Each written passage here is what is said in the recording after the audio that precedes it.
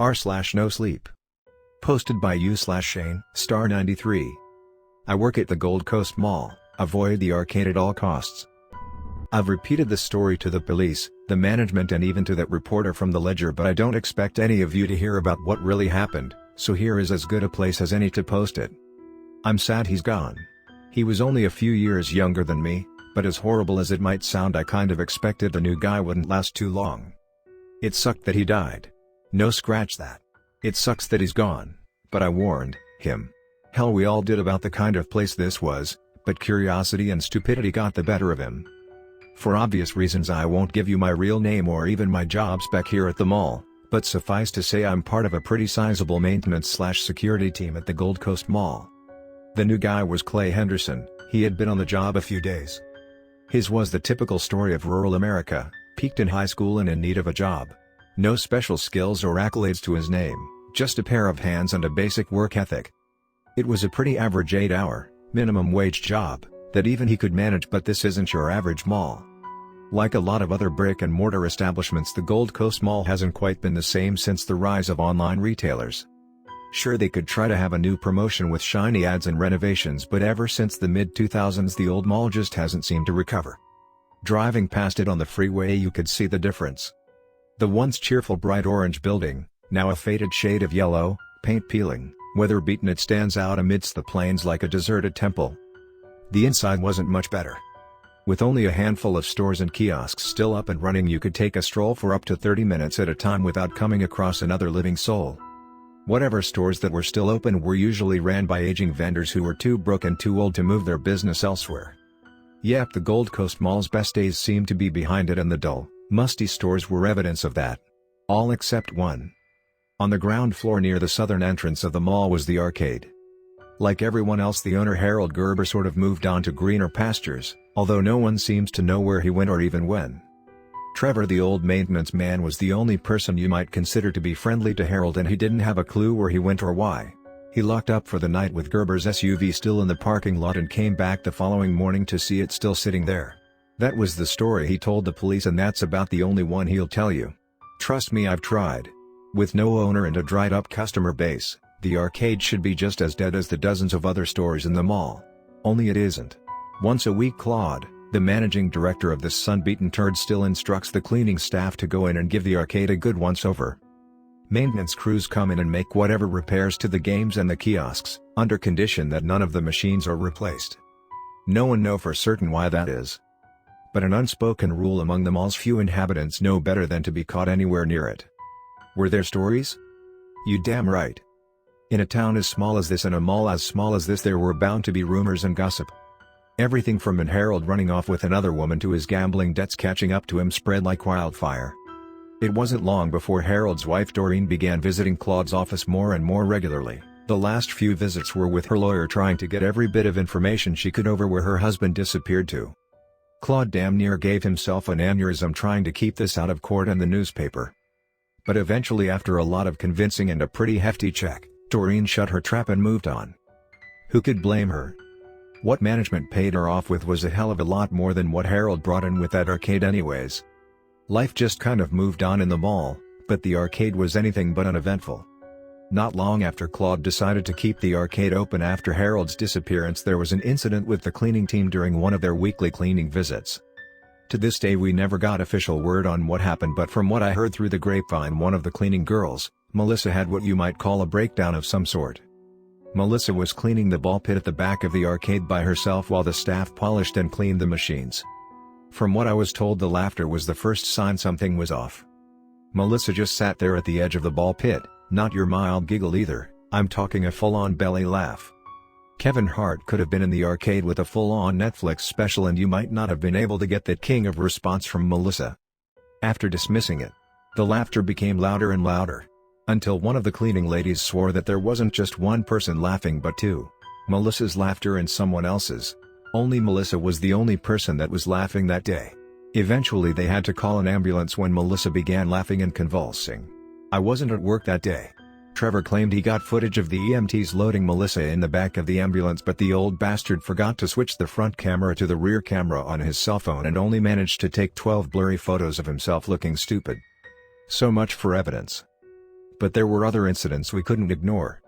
Like the time Zeb from the electronics store was locking up for the night and swore he heard his own voice call to him from the arcade. Over a few drinks Zeb told me that the voice was an exact replica of his own, but it sounded happier. You could say he was just shaken over what happened to Harold and Melissa, but whatever he heard, it was enough to convince him to pack up shop and leave for good. And who could forget the suspected burglary? Only a few months ago, security came in to open up one morning and saw the doors of the back entrance broken down and burglar-proofing destroyed.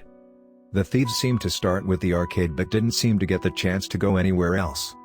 As part of Claude's policy, the doors of the arcade always remain open even after hours when the mall's doors are locked, so the thieves didn't have to use their tools, which the security and police found still at the scene.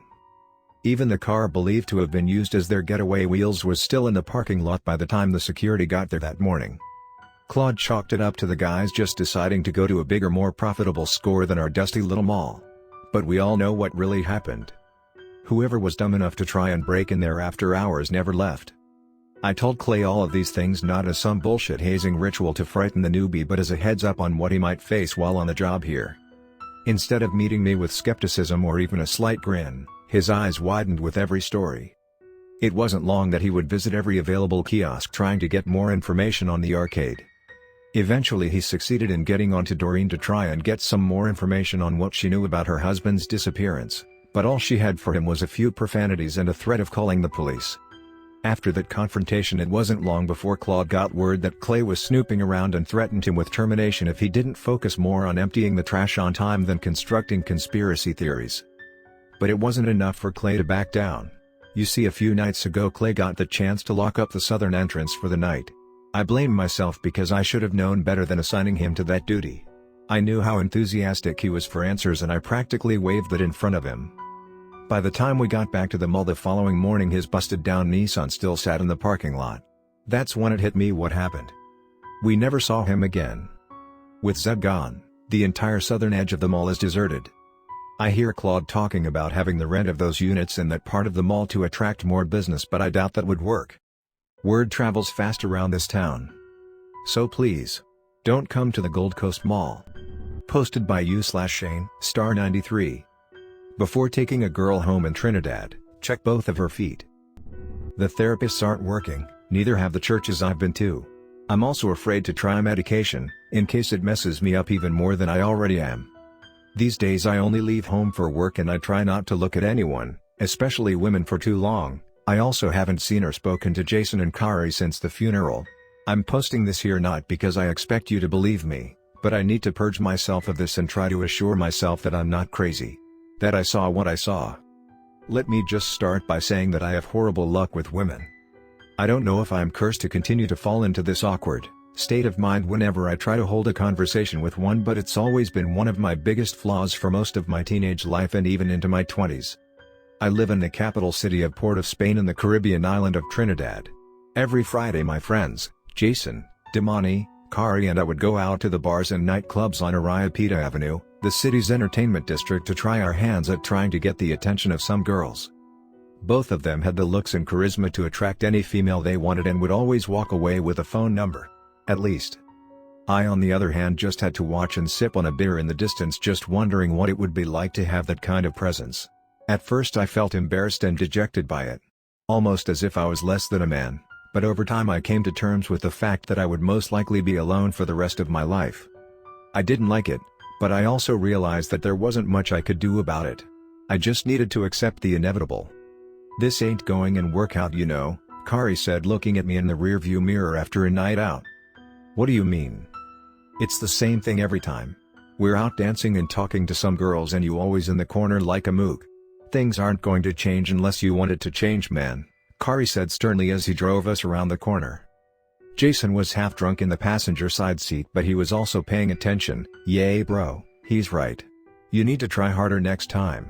It's just sad at this point." Damani was in the back seat with me. He only looked at me with an expression of genuine concern mixed with disdain. I just sat there in silence. They were right, I wasn't trying because I had already given up. I tried explaining to them that I didn't care anymore and I just wanted to go through life without any more disappointment. I tried explaining how hard it was for me to talk to women and how I would rather be by myself than constantly be a walking joke to them, But they didn't believe me. A few days had passed before I heard from Damani. He told me that there was a cooler party, or a fete as we call it in Trinidad, in Rio Claro, a town at the southeastern edge of the island over the long weekend, and wanted me to come. Of course I didn't want to go, but he insisted. Listen. Those other guys won't understand, but I do. It's hard for you, but I promise you that this will be worth it, he said over the phone. Damani was one of my oldest friends. I knew him since secondary school and I could have trusted him with anything. He himself saw how hard I tried over the years and knew that it wasn't easy for me. I just don't want it to feel like I'm holding them back, you know? It's hard for me too, you know. Yay, I know. But you know how Kari is. He ain't going and be happy until he put a woman on your dick. But trust me, a change of scenery away from those uptight city girls is just what you need, and I won't let them fellas pressure you into doing anything you don't want to do, he said. Let me think about it.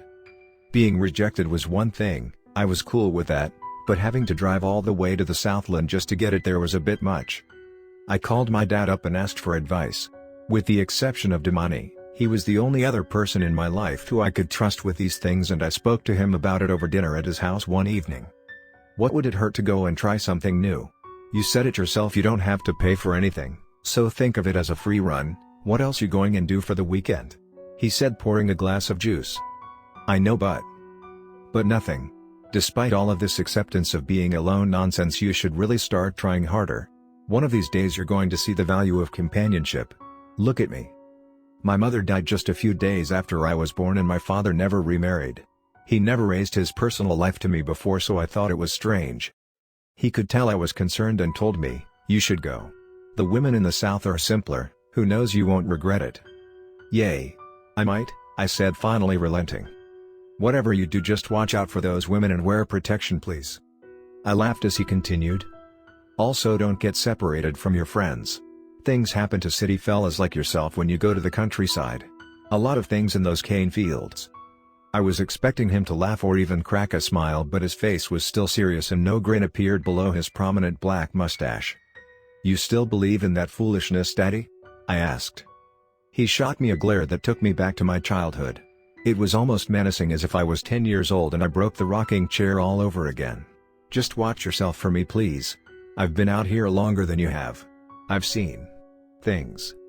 The weekend finally came and we were on our way to Rio Claro. The invite on social media promised us 3 days of food, music and women. Kari told us he rented a guest house near the venue of the fete so we wouldn't have to worry about missing out on anything. After packing up a cooler with ice and drinks in the trunk of Kari's car, we were on the highway ready to anything. I was still apprehensive about going to this party, but it couldn't be any worse than sitting at my apartment alone being bitter at life. I look back at those moments and wish for a warning. Anything that could have caused us to turn back around. It was a 2-hour drive to Rio Claro from the city, so we had a lot to talk about on the ride. Jason joked about how he was going to break a record and bag the most amount of women, even opening the glove compartment of Kari's car, to reveal a massive amount of condoms, literally spilling out onto the car floor. We all laughed, but it wasn't long before the topic of conversation came back to me. So you're not going to be a sour turd this weekend, right? You actually going and let your dick breathe, right? Kari said, looking at me in the rearview mirror. Yay, for sure, I said, hesitantly looking at Damani for support. He only nodded his head. We got to the guest house by around 8:30 p.m. We had just enough time to check in, take a shower and get dressed before heading out to the fete. We got to the venue, a sizable vacant lot, about 30 minutes later. Even in the parking lot, we could tell the party was already in full swing. Once we got inside, a colorful, vibrant atmosphere filled the room as music blasted, drinks were poured and curvy women in skimpy clothing danced and shook their asses to the beat. Jason brought back a bottle of white rum from the cooler and we finished more than half of it in less than 5 minutes. We were properly tipsy at this point as the party continued to pick up the pace. What happened next was just a mishmash of memories that continue to haunt me even as I write this out. I remembered Kari got called out to move the car, while Damani went to the washroom to take a piss and throw up, as I would later find out, while Jason took turns whining and grinding up against 2 sisters at the back half of the lot. I was left alone and my head was totally gone. I felt the world spinning and decided to take a seat on the cooler before I fell over and embarrassed myself. That's when she appeared. I felt a tap on my shoulder and turned around, and even between the blurriness that came from alcohol and exhaustion of dancing, I could tell she was gorgeous. Brown skin, with shoulder-length wavy hair and the most captivating eyes. Her eyes were big and round. The left one was brown and the other one was black. Her cleavage and underboob showing, clad in a flowing low-cut gown. One slender, toned leg peeked out from behind the slit of the skirt. "Are you okay?" she asked, almost singing. I was so entranced in her beauty and drunk. I couldn't do anything but nod slowly with my mouth slightly open. "MHMMM. I was watching you over in the corner there and was waiting for your friends to go away so we could talk. I hope I'm not bothering you." My eyes were fixed on her. Still unable to form words, I shook my head from side to side. She smiled, revealing a perfect set of bright, white teeth. "You're really cute, you know. My friends left me here too, but I don't think they'll be back, so I'm kind of looking for a ride back to the guest house where we're staying." I fought back the urge to throw up as I stumbled to my feet, trying desperately not to fall over as I did. "Well, as soon as my friends get back we could drop you off to where you're staying," I slurred. She smiled again. This time I could almost swear I saw her teeth looked bigger, but then again maybe it was just the lighting and the angle. Before long Jason came back and so did Kari, but Damani didn't. We waited for almost half an hour, but he was still nowhere to be seen, even after checking the washroom. "He probably went home with one of my friends," the girl said. "One of them said they found a cute guy in a floral shirt and took him back." Kari and Jason exchanged skeptical glances before I spoke up. "Come nah. I'm sure he's good wherever he is." I didn't have much experience with women, but based on her body language I could tell she was into me and I was definitely into her. Who knew my dad was right?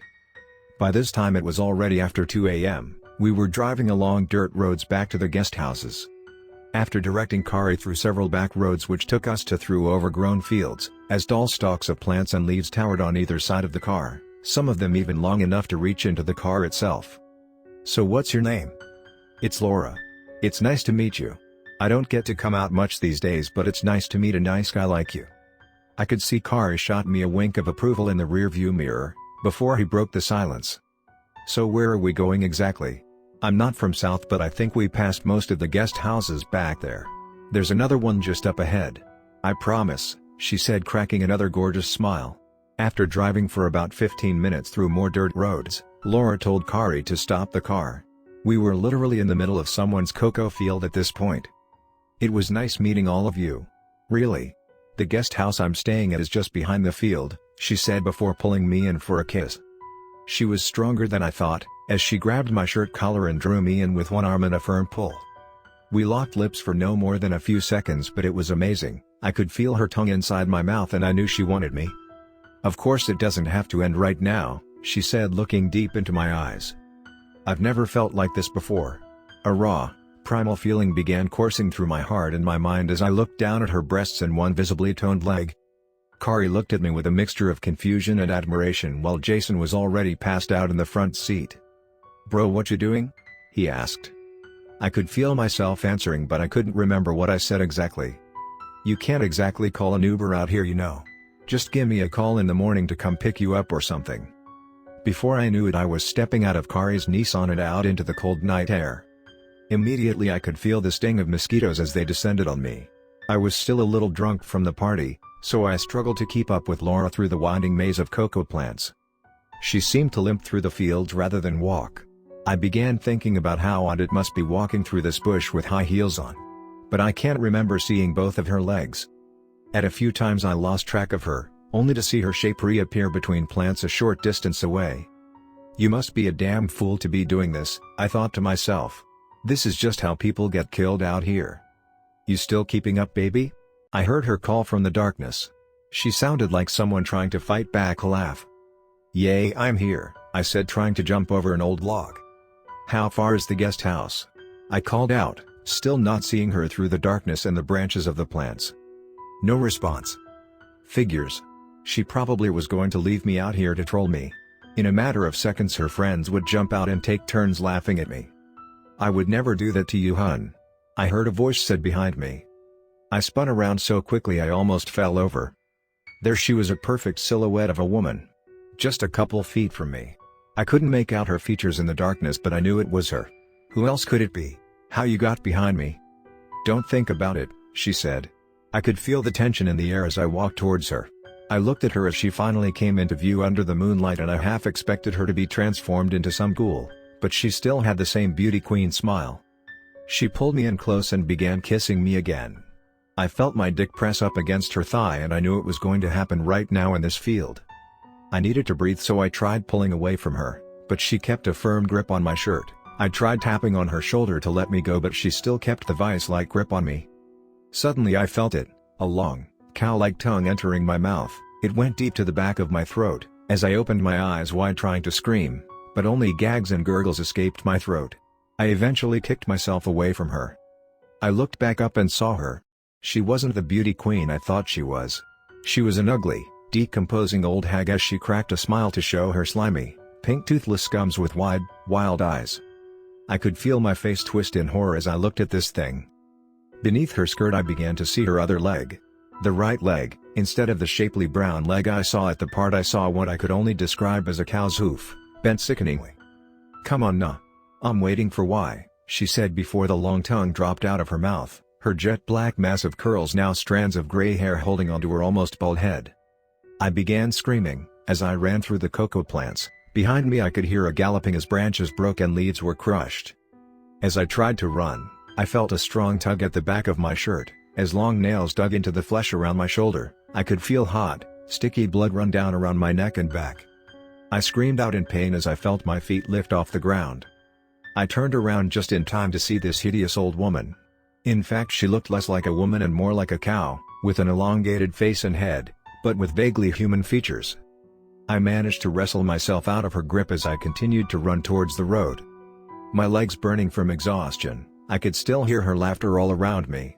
Sometimes it sounded like it was behind me. Other times it felt in front of me, and sometimes to the side. The last thing I remembered was collapsing near a clearing of the field. I woke up a day later at one of the district hospitals to find my dad at my bedside. "Oh, thank God you okay," he said tearfully as I woke up. "Daddy, what going on?" He looked at me with wide, tear-filled eyes. "Son, what happened out there?" I thought back at the ordeal with her. I didn't know if to tell him the truth or if I should make up some story. The guys could back me up. They were there with me, Kari, Jason and Damani. "Where's Damani?" I asked. My father's eyes broke eye contact with me. "I think you should talk to the police." I spent the next few days in the intensive care unit of the hospital recuperating from multiple scratches to my back and neck. I was told there were even hoof prints found on my body, by a farmer who lived in the area. The farmer himself, I was told, refused to even touch me and called the police to do so. After being declared fit enough for interview, I spoke to homicide officers who told me Damani's body was found just a few meters away from where I was found in the cocoa field. That was impossible. He was using the washroom when we left him at the party. I told one of them. "Did you see him go into the washroom?" "No, but where else could he go?" "That was before I met up with Laura." "Who?" the officer asked. How was I going to work around this? They would think I was crazy, but I didn't have a choice. What was I going to do? Lie? So I told them everything, at least as far as I could remember. Between the story, they kept a serious face and didn't cut me off once. In fact, they wrote it all down, from beginning to end, and even took pictures of the wounds on my back. I suppose they probably chalked it up to me being drunk out of my mind, or not. "We'll keep in touch with you," one of them said before handing me his card. "So, what was the cause of death with Damani?" I asked before they left. "Strangulation. There were also visible lacerations to the inside of his mouth." I sat there for almost an hour unable to move. I felt like crying. I felt like I could die. I was eventually discharged from the hospital and stayed with my father until I could heal properly. He took good care of me, and while staying there I took some time to go through the family album he kept. I hadn't gone through it in years, especially after I moved out. While turning the pages on birthdays and Christmas parties, I came across it. Her. Laura was on one of the first pictures of the album, and she was holding me. I felt my hands shake as I yelped. She had the same caramel brown skin, same dark mass of curly hair, same beauty queen smile. I looked at the back of the picture and saw it. December 31st, 1990. Laura holding baby Tristan. My fingers shook as I flipped the page back over to see the angelic image of my mother was replaced with the same hideous hag I encountered that night. Baby she was holding in the picture, me, was replaced with a bloodied corpse.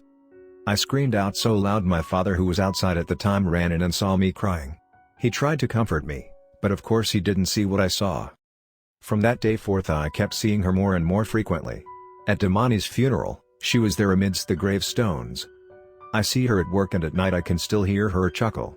I used to think that solitude and loneliness were the worst things to happen to man. But now I want it. I need it for my own sanity. Posted by u/Shane, star 93. Something came after the eruption in St. Vincent.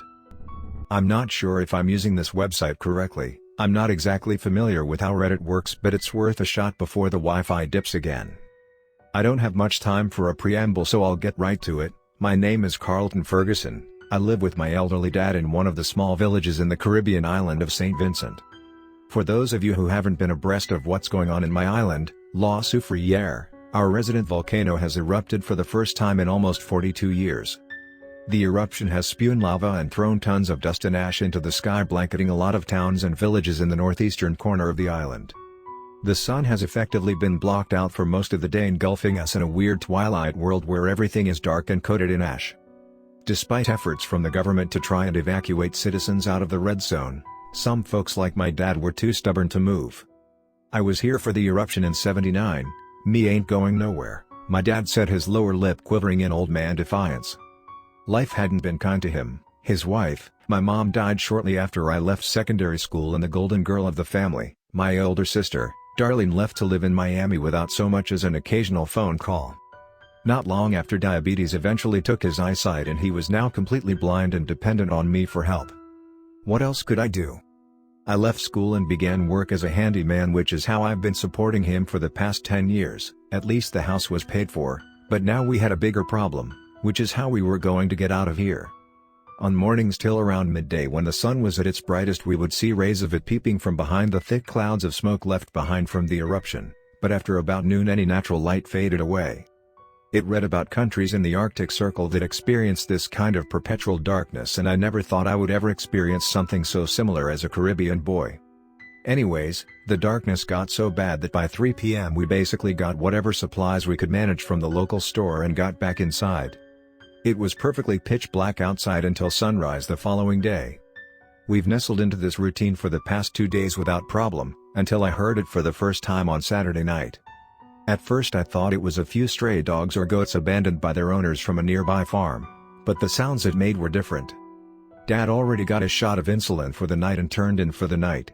I was scanning the radio trying to get some news on whether the worst was over for the eruptions. Over the past few hours we felt some tremors, but nothing as bad as the initial eruption, but I still got the feeling the worst was yet to come.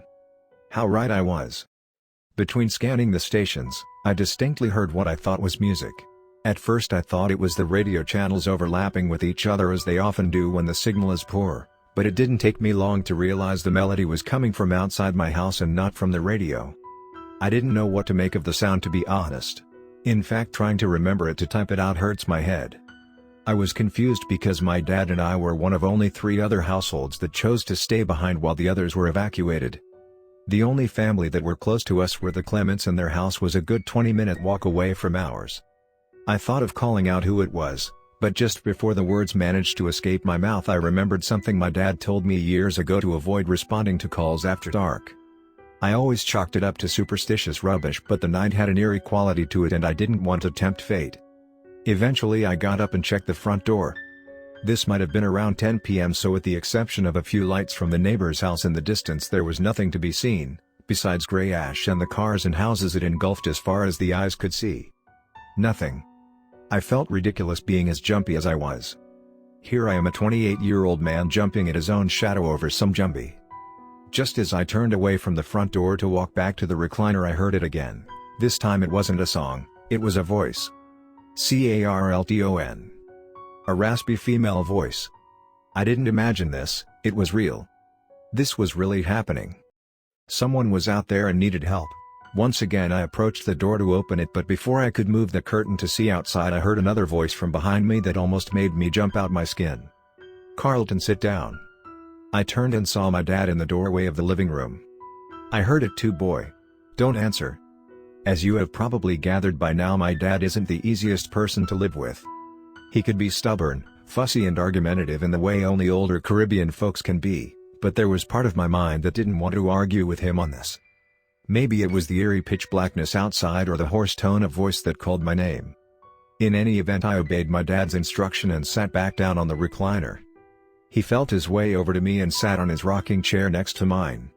Carlton. This time it was louder. Let it call. Once that door closed, it ain't going anywhere, my dad said, wiping away the sleep from his dull eyes. What is it? He felt for the tin of Vicks VapoRub in the breast pocket of his shirt and pasted some over his chest. Something that doesn't belong here with us. I wanted to know more, but I got the feeling any answer I got wouldn't be satisfactory. My dad must have sensed what I was going to ask and spoke first. Don't answer it, don't look out the door again after midday. What if it's someone who needs help? Dad turned his head to me and for a second I felt like I was 10 years old again. Boy, use your head. Who else is out there after dark? You know old Jonas or any of them wandering around in all this ash and smoke during the day, much less during the night? He was right, most of these villages were ghost towns now, and it wasn't as if we would be in a much better situation to help anyone even if that was the case. I guess. No sooner had those words escaped my mouth I heard a deafening shriek from outside. It was loud, but based on the echo I could tell it came from a distance away. It came from the direction of the Clements house. No sooner had I heard that I heard another shriek, this time, not even a shriek, more a gleeful squeal, almost pig-like in quality. At this time my dad placed his palm on my hand. Go and get some rest, son. Say a prayer or two if you can. Before he wobbled back to his bedroom, feeling the walls on the way for guidance. What began as concern slowly grew to panic and outright terror. The following morning I tried to walk over to the Clements house to see if they were okay. I managed to get as far as the gate when I saw the door was left wide open. Part of me wanted to go inside, but another part of me already knew what I would find. Staying behind in the red zone is a criminal offense, and Daddy and I were already breaking the law, so we couldn't exactly call the police and report what happened. It was a difficult situation. The streets were lonely and caked in ash and soot as more continued to fall from the sky like snow. Or at least what I imagined snow would look like. I thought about my mom.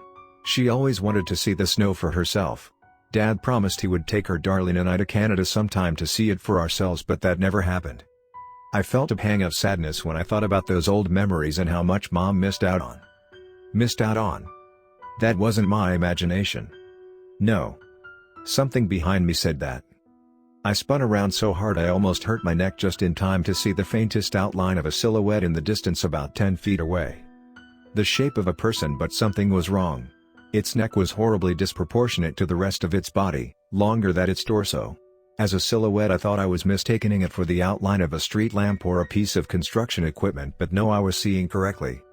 I turned and ran back to my house, kicking up clouds of ash as I did. I almost crashed into my father as I burst through the front door. Boy, what the ass wrong with you? He started. It was following me, I said before he could continue. Without missing a beat, the look of annoyance on his face turned to concern. Lock the door and windows quick. No sooner had I put the last bolt on the window, I heard a tapping on the glass. I didn't dare look at it. I just closed my eyes, felt for the curtains and closed them before hurrying back out to the living room. Dad was fiddling with his wedding band when I got out there. More than afraid, he looked sad. You okay? Yay.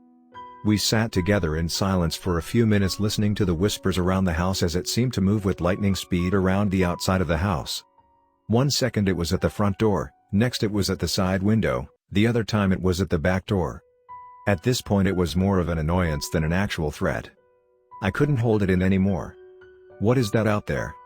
Dad raised his head. For a second I thought he would say something insulting or just ignore me, but he actually replied, I don't know. Years ago when I was a young man, younger than you are now, I used to hear about loss of free air. The things it had inside of it. Those things were there since the native days, before any white man or black man come to these islands. Who knows what it is? Once it stay out there. I thought for a minute. We can't stay so forever, you know. Eventually we will run out of supplies. Dad looked in my direction. I told you I ain't leaving here. This is my home. Having a home ain't going and mean anything if we starve inside of here now. He paused for a while, then his lips trembled again. Well then maybe you shoulda leave with Darlene. I rocked back. At first I didn't understand what I was hearing. What that have to do with anything? My voice now raised. He just turned his head away, still playing with his wedding band. We sat in the darkness for about 20 minutes, so wrapped up in our argument we didn't realize the whispers had stopped. It hurt me every day I couldn't give you, darling, and your mother more. Hearing that was the closest thing to an apology I ever heard from my dad. We never had a very affectionate relationship, so I wasn't sure what to do next. I just put my arm around him and squeezed his shoulder. Carlton? The whispers returned from the front door. This time it was trying the doorknob. Carlton. It sounded like an AI repeating my name at super speed to the point it sounded like one word. Wiping some tears from his eyes, my dad turned to me. You should go. Don't be stupid, I have to stay here. Go on tomorrow. Pack a bag and bring some help if you can, if it's not too late. I survived this long, it won't be a problem. Sitting this close I never realized how old he got over the years, his eyebrows dotted with streaks of gray, his once muscular neck now thin and frail. To me he was always an intimidating force. Now feeling him in my arms I wished I had more time, but he was right. I will bring back help. He smiled, showing off his yellowed teeth. I know you will, baby boy. Besides, I done blind already, it's not like I could see whatever it is out there. His smile had pain in it. So did I. Tomorrow I will have to take his advice to get some help. I hope he is right. Posted by you/Shane, star93. I used to be a butcher for a meatpacking company. The hours were long, the pay was lousy and the work was hard, but looking back at it I had some good times working as a butcher, before I found it. Let me start by saying I'm not some whiny vegan loser here to hijack your feed with some bullshit like meat is murder. I like meat, I did then and I still enjoy it now, but it's different when I think about what I saw. What I experienced. I used to work as a knifeman or a butcher for a sizable meatpacking company in the American Midwest up until a few years ago.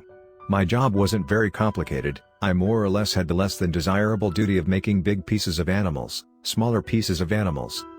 For 8, sometimes even 10 hours a day depending on the time of year I would have to use knife, saw and hammer to slice and crunch pieces of cow, steer, pig and poultry down to size for packaging and mincing, all within the confines of a large warehouse in freezing temperatures.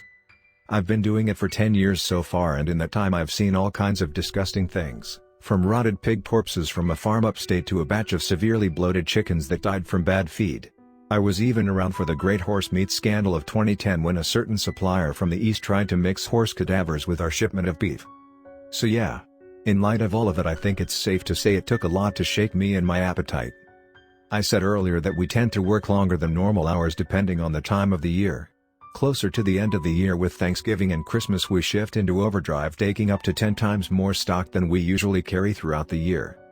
On the assembly line you slice down hundreds of animals a day, so much so your eyes feel watery and blurry when you finally change focus and lift your head away from the cutting table where you work, sort of the same experience when you spend too long looking at a computer or television screen. It was the week before Christmas and we had pig cadavers and turkeys to start cutting down on. I showed up to work as usual, parked in the designated spot and began washing down from the day before. My supervisor Marcelo was on the phone arguing with someone. My guess was one of the new guys who decided to call in sick. I winced thinking of being one person short on the table today because it meant having to pick up the slack and do double the work. When that happened, a knife could slip and a finger could become a stub. After a solid 3 minutes of, "No pal, fuck you," over the phone, Marcelo walked over to me and told me just what I didn't want to hear. Paul ain't coming in today. Some bullshit about his sinuses and the warehouse not being the best place for him right now. Believe that? Uh-huh, I said, still mopping up the tiles. Anyways, you have to help out in the freezer with the guys in between cutting. I grunted in compliance before finishing up mopping.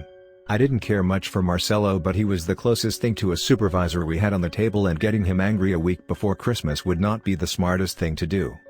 In all honesty, I was more angry with Paul than I was with Marcelo. That cunt wasn't sick at all, just yesterday he was dicking around with those other slobs in the freezer and now all of a sudden he can't make it in. As the day went on I went about cutting as usual when I was called away by Marcelo to pick up freezer duty at around 10 a.m. for a couple hours before going back to my regular duties. I had to help the rest of the freezer guys push large racks with cadavers into the freezer for storage before they reached the cutting table. It was heavy.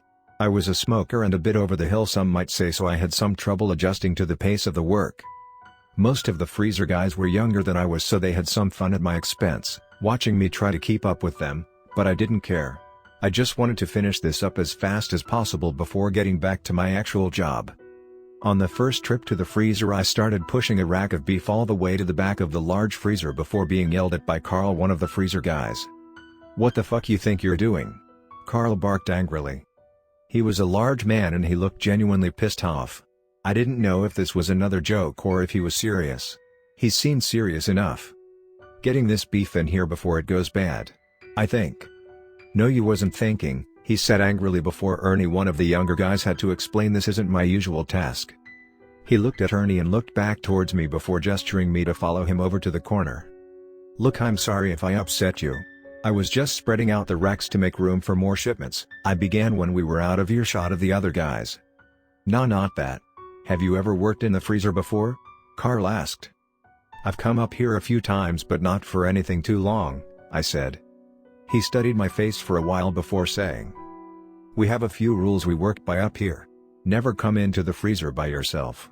If you're trapped in here after hours, the automatic dial doesn't open until 6 a.m. the following morning, which means your ass is as good as dead."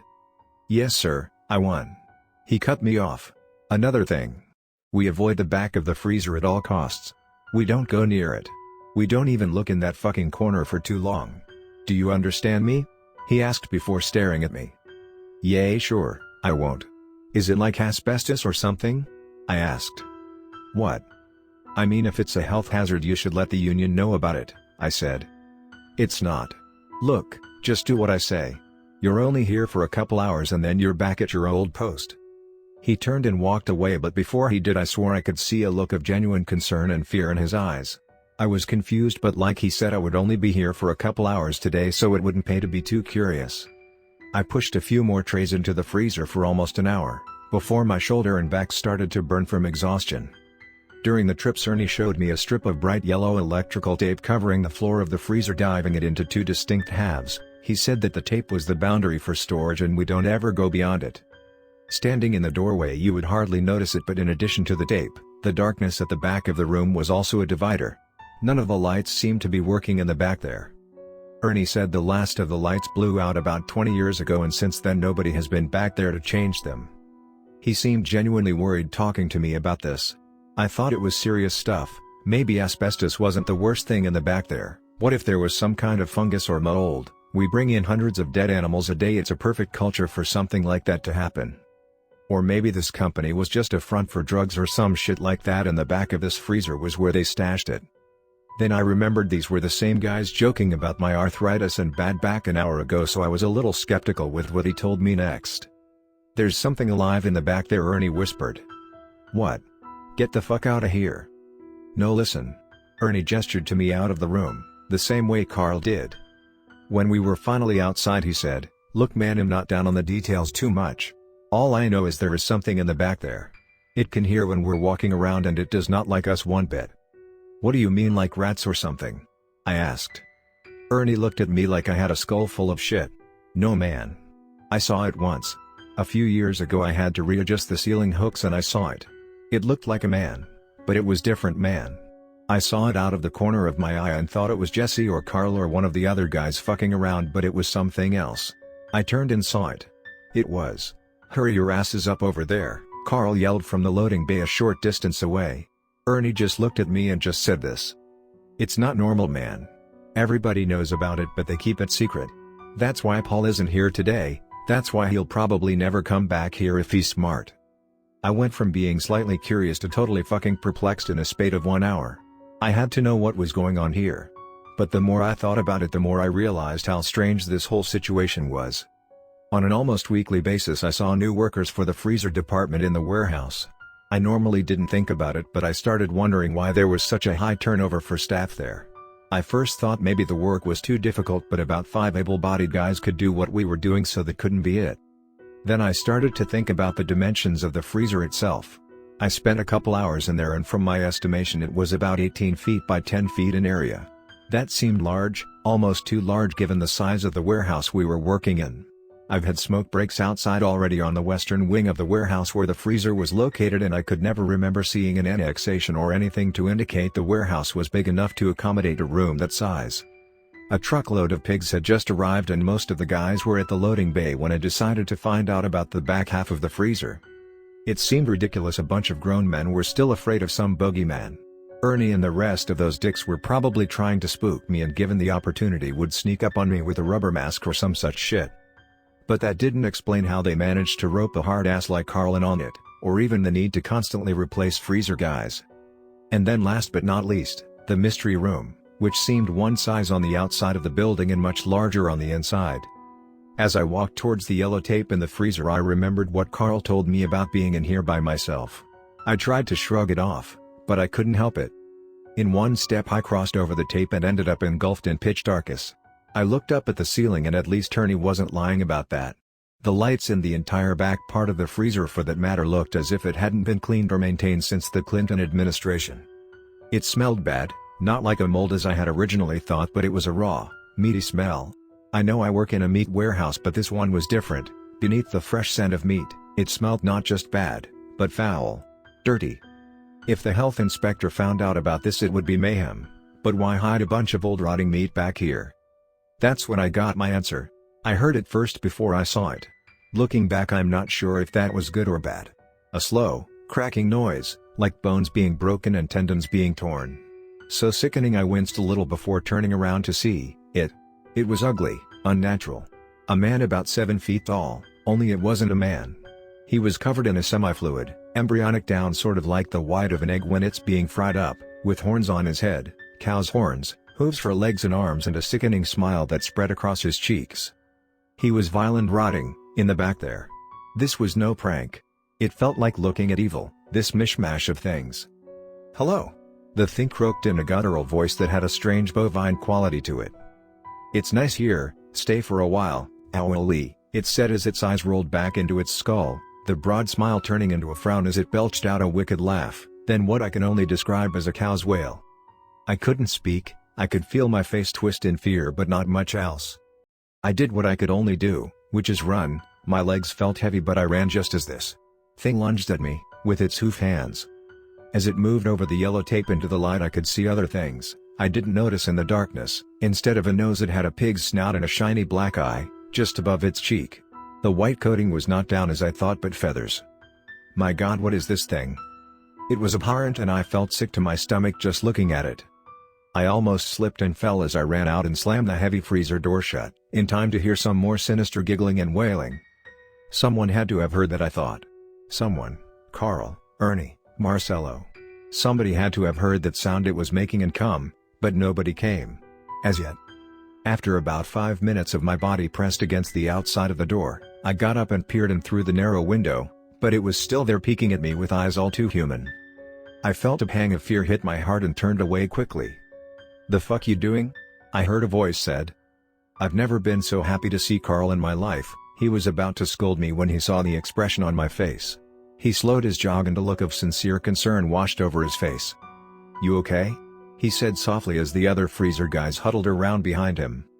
I could only shake my head from side to side. "I know, don't say a word. Try and catch your breath." My rib cage felt 2 sizes too small for my lungs. Did I really see what I thought I saw? The memory of it alone was enough to make my pores raise. When the men reopened the freezer door, of course it wasn't there. Save for a few knocked over racks of meat, there was no evidence of it. Not that Carl or any of the other guys doubted what I saw. Carl took to sit down outside of Marcelo's office while he spoke with him. After about 10 minutes Marcelo came out and handed me a sick leave form which I signed and got to home. Carl was nice enough to even walk me out to my car as I left the warehouse. It felt like the longest walk of my life and Carl looked at his shoes almost the entire time. Before I could open the door, he finally broke the silence. "I peed myself," he said. I looked at him expecting to see him laughing but his face was as serious as ever. Lips firm, eyebrows tensed. "The first time I saw it I peed myself, so you don't have to feel ashamed." I began thinking about what I saw and I had to close my eyes again to try and get it out. What was that, I wondered, how could it survive all those years undetected, nobody seeing anything? There were so many logical fallacies to what I witnessed. Carl must have seen the look of utter disbelief and spoke first. "I don't know what it is. When I saw it all those years ago it was in better condition, at least based on what the guys are telling me. No, it seems to be decomposing. There have been complaints to management, they've all been shrugged off. I think they're hoping that sooner rather than later it just trots away in there and not be a problem anymore. I've heard stories from some of the older guys that they found it inside a cow carcass once. Sort of like a fetus, and they disposed of it. Then it just sort of grew. I don't know. I feel sick, I said. Yeah, you'll feel that way for a while. Go home, give yourself a full scrubbing and don't come back here. You're better off without this job. I climbed behind the wheel and started the engine when I looked back at him before asking him one last question. Why did you stay? I don't know. Part curiosity, partly one of these days I hope I can see it rot and die in there. I thought about that before I saw him walk back inside. Epilogue. Excerpt from the Indiana Tribune dated July 22, 1998. Mad cow fetus found in Uptown Cattle Ranch, farmers declare hoax. Jason Williams. The Monon Community Center in downtown Indiana was the scene of outrage and heated arguments as members of the Indiana Cattle Farmers Association, ICFA, held their monthly meeting, and top of the agenda were reports of unexplained cattle deaths and, in several cases, failed pregnancies among cows. Chairing the meeting was the association's vice president Carl Felix, who struggled to maintain order over the irate farmers who were quick to cast blame at each other, alleging sabotage and threatening legal action. One farmer, identified as Dalton Alexander, even alleged that in one case his prized cow had given birth to a weird hybrid and offered a bizarre explanation for the incident. It's not bad enough we have to worry about all this mad cow disease talk and the market price, we have to worry about some pervert violating out cattle. It's not right, this is against God, and if the state won't do something about it, we will. Dalton's remarks were met with ridicule among his fellow farmers, while others dismissed the claims as an outright hoax, prompting an early adjournment of the meeting. Officials from the State Agricultural Board and the Center for Disease Control visited several farms upstate earlier this week and confirmed a series of bizarre deaths, but ruled out the possibility of mad cow disease. Officials did not comment on the authenticity of Dalton's claims.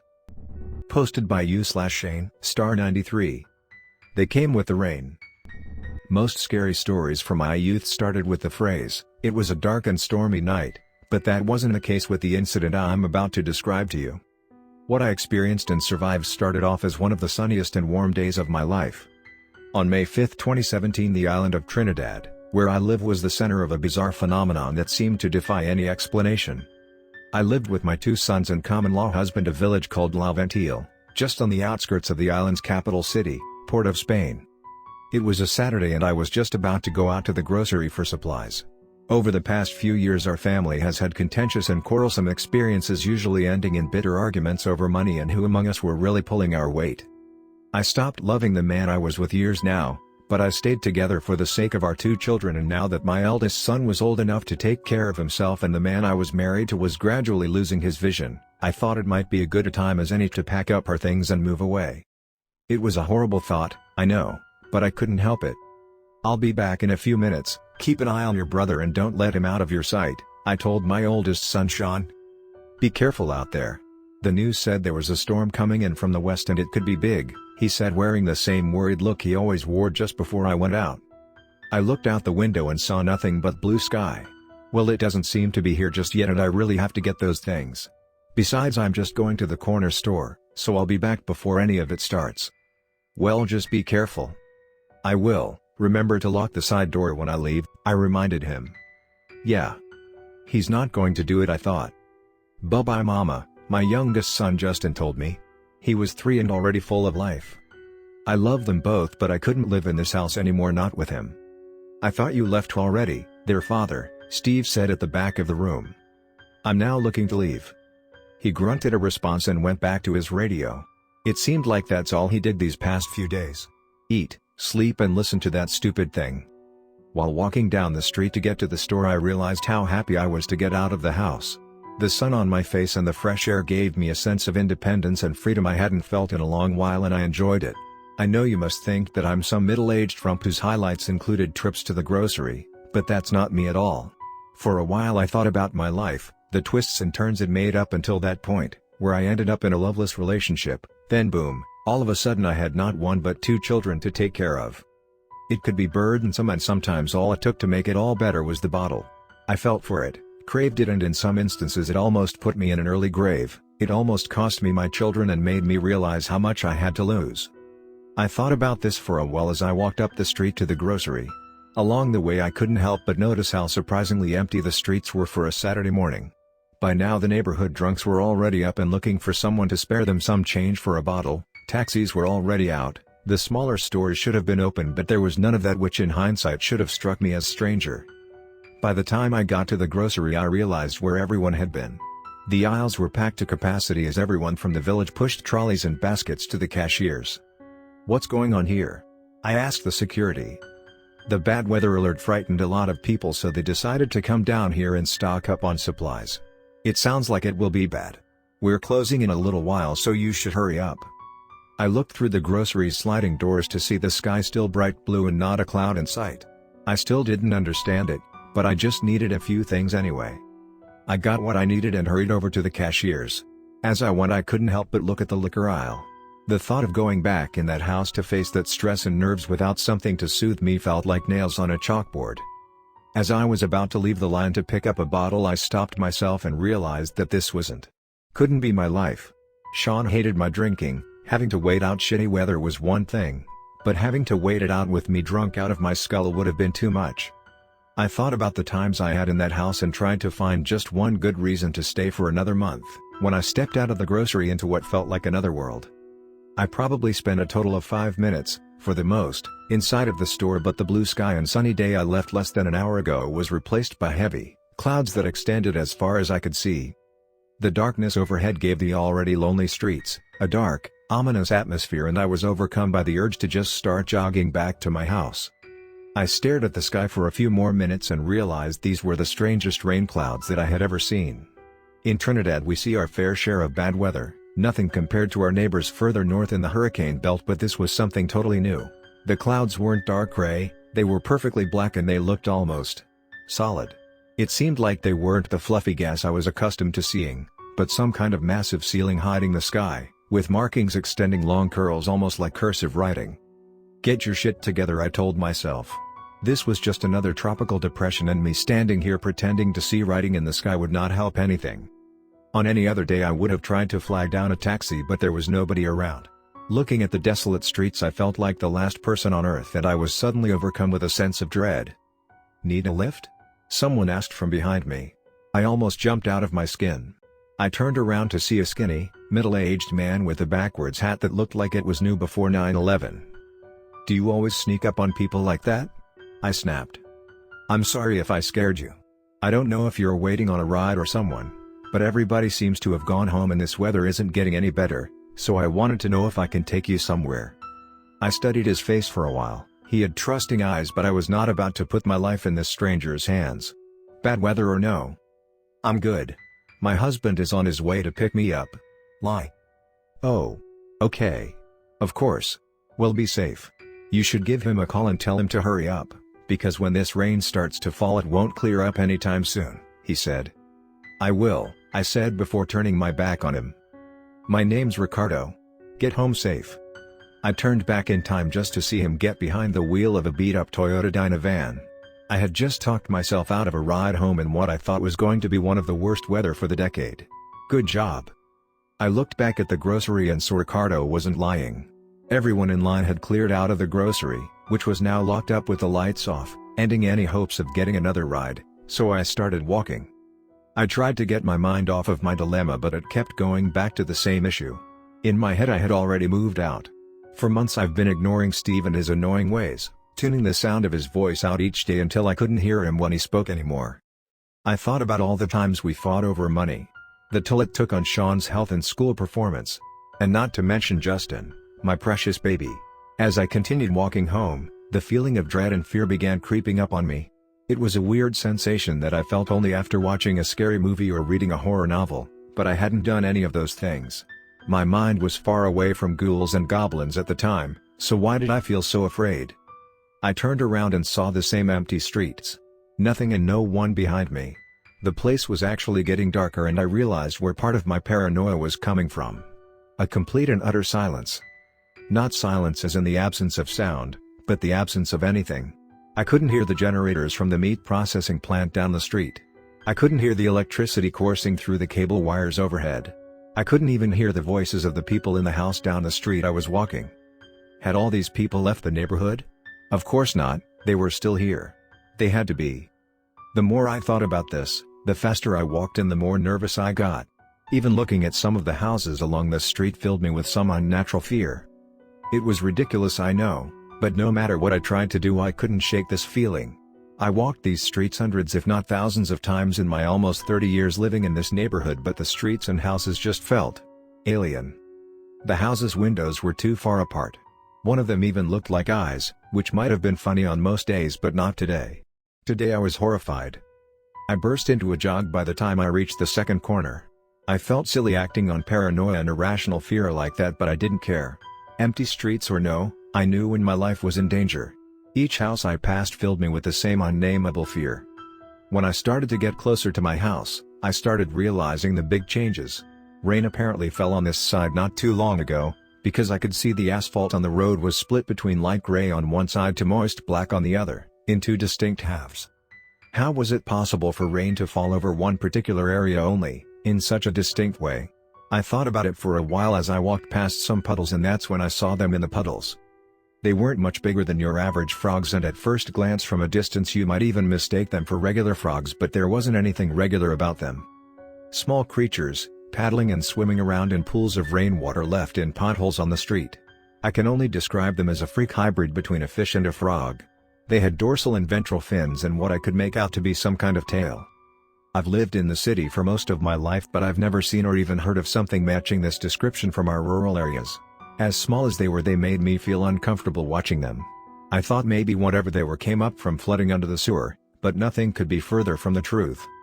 As I continued walking I noticed more of the things. Some were skipping down the drains and into the canals, while others just seemed to drop dead.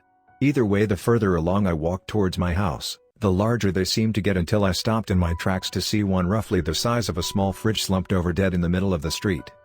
I must have hid behind a lamp post for 3 minutes waiting to see it move, but it was dead. The proof came from the scent its body gave off. A strong pungent odor that smelled like a dead rotting animal with a hint of sulfur just beneath it. What the fuck are these things? I said out loud, covering my nose. As I cautiously walked past the frog thing, unlike the other ones, this large one didn't have any legs. It had a tail. And the bulging frog-like eyes had glazed over looking at the sky.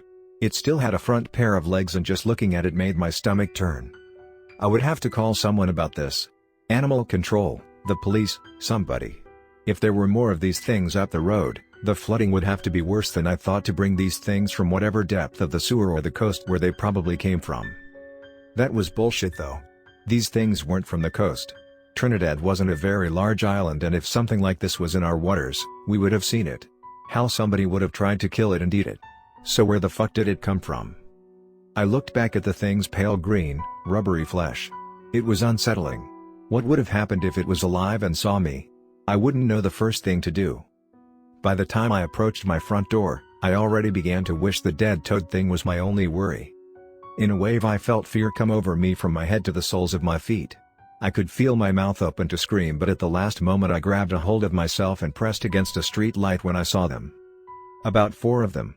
All of them were just things. They were huge, about 8 feet in height, with fat, misshapen bodies. They had no legs as I could see, and their flesh was a sickly gray. The best things I could liken them to were human-manatee hybrids. Instead of the cute, adorable sea cows, they had bizarre human-like faces and ugly sentient eyes, that were quickly scanning the area around them. They didn't see me, but some were walking, some crawled towards the light pole I was hiding behind. They got close enough for me to hear them wailing and making noises that sounded out of place on land, but with a distinct vague human-like quality. I could hear the sound of their flippers and tail fins slap against the hard concrete and asphalt. I covered my mouth to avoid screaming.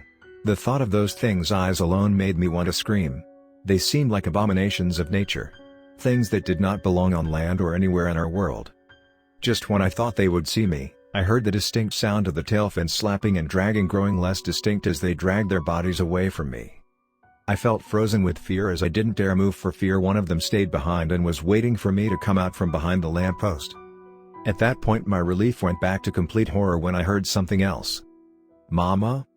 I almost collapsed and I felt sick. I was only a few meters away from the house, and so were those things. I turned and saw them huddled in the front of the house, peering in through the glass windows, They had the posture of things that were only now getting accustomed to standing upright in a sickening slouched position. From the outside I could hear Sean telling Steve, "There's more of them outside now." I made a dash from one lamppost to another while those things were still busy trying to unlock the front door. From this new angle I could see at the side of the house better, and my heart almost sank when I saw the side door still open from the behind the street lamp. One of the things must have noticed it too, because it broke away from the group and began walking, or fumbling towards the door on its tail. It was adapting and getting better at moving that way. I fucking told Sean to lock up when I left. I couldn't believe what I was seeing. I couldn't look, but at the last minute, I saw the door being pulled in quickly just in time for the flabby creature to bang its flippers against the door in frustration and yell out an unsettlingly human-like cry. I breathed a sigh so loud I thought they would hear me. I was relieved that they were safe, but the wooden doors to our house wouldn't keep them out forever, and I couldn't hide behind this street light forever. I had to do something. No sooner had I said that the situation went from bad to unbelievably fucked up. In the distance I saw something else I couldn't believe.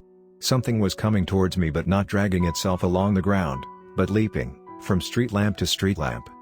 The fear washed over me again as it was just across the street from me, dangling from the lamp. It was an ape. Only it wasn't one I could identify. It wasn't big enough to be a gorilla, but some kind of large chimpanzee.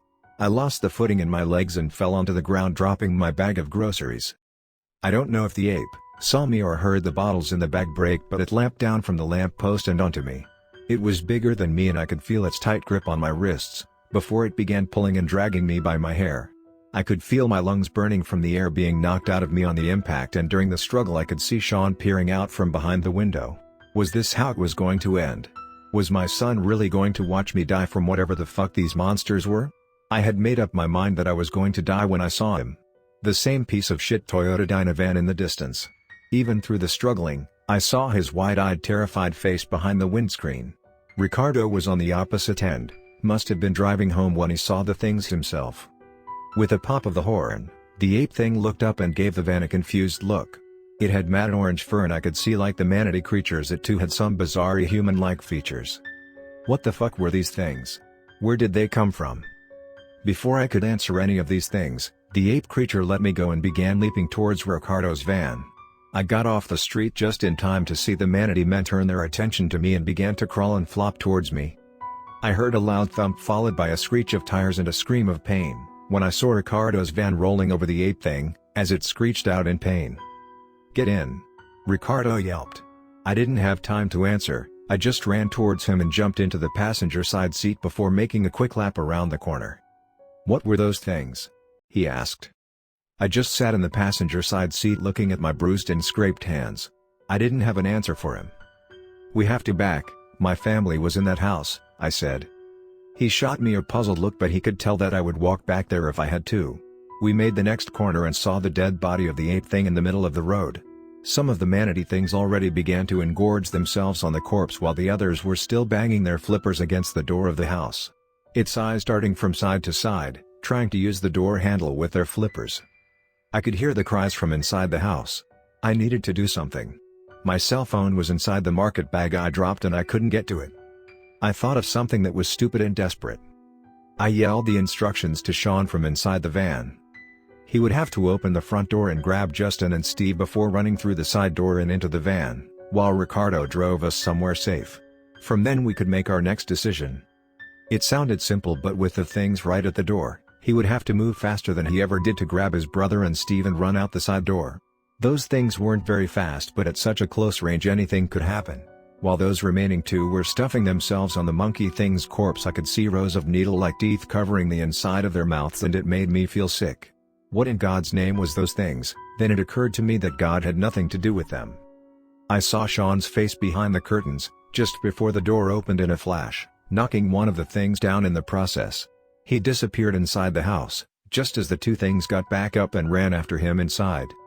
On the outside, Ricardo floored the van, running over one of the feasting manatee men while scaring off the other.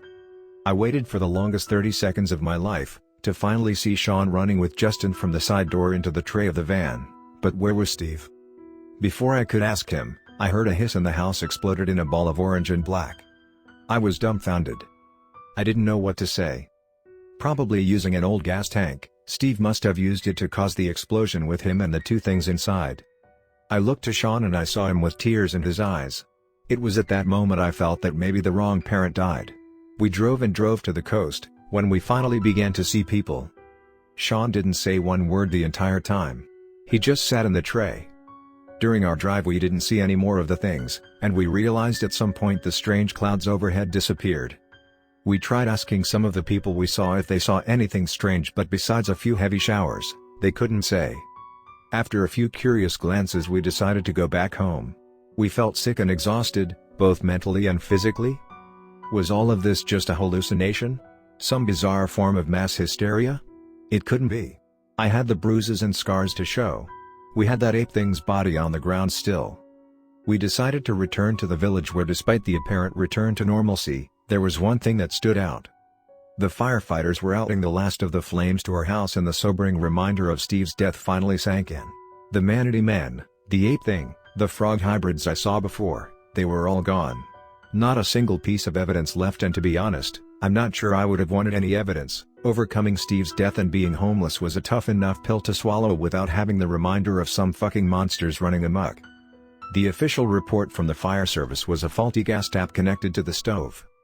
I didn't see Ricardo again after that. Before he left, we both agreed that we saw and experienced the same things, but couldn't give a single reason, what those things were, where they came from, and more importantly where they went. He gave me his number, but I'm not sure I want to call. We've moved out of the village since then, to somewhere just a few minutes away. It was bound to happen one way or another.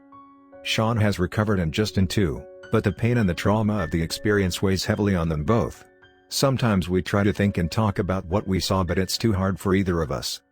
Most of the neighbors who were home at the time claim they didn't see or hear anything out of the ordinary. We've gotten some crazy glances from some. Only one man, who I've spoken to for years, gave me some semblance of an explanation. They went with the rain. Don't talk about them or they will come back, before pointing at the sky with a single wrinkled finger. I didn't know what to make of it. There are no words to describe being pushed to edge of your own sanity, the way we did. We couldn't trust our senses, and we feel that as time goes by maybe we will get an explanation of what happened that day. Or then again maybe not. All I know is the rains don't come as often anymore. But when they do and the clouds roll in, we can feel it in our bones, the fear from that day. Epilogue. Office of the U.S. Embassy in Trinidad. National Security and Overseas Affairs Branch. Designation classified. Field investigators redacted and Staff Sergeant redacted have confirmed the phenomenon as described above. Samples of one of the creatures designated AK-234 were taken, however there was failure to secure a live specimen. Local law enforcement authorities have also confirmed the sightings and claimed they shot one of the creatures while responding to a call in the area an hour before the rains began. This could not be verified as no body was recovered. A thorough monitoring of the village from law enforcement is suggested. The phenomenon is not fully understood at this time, however Professor Redacted believes the creatures can only temporarily inhabit this plane of existence given several meteorological conditions. More research is required. Concluded.